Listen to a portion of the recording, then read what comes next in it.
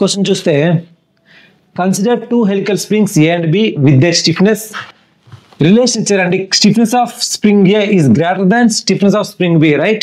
When both them are subjected to the same load, then which spring stores the more energy?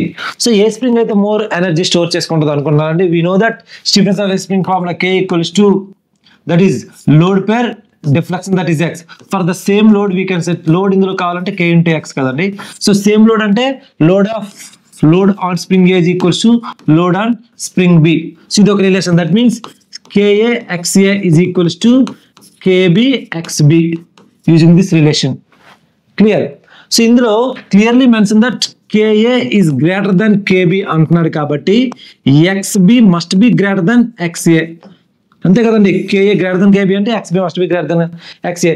Now coming to this potential energy stored in a spring, that is E equals to of kx square.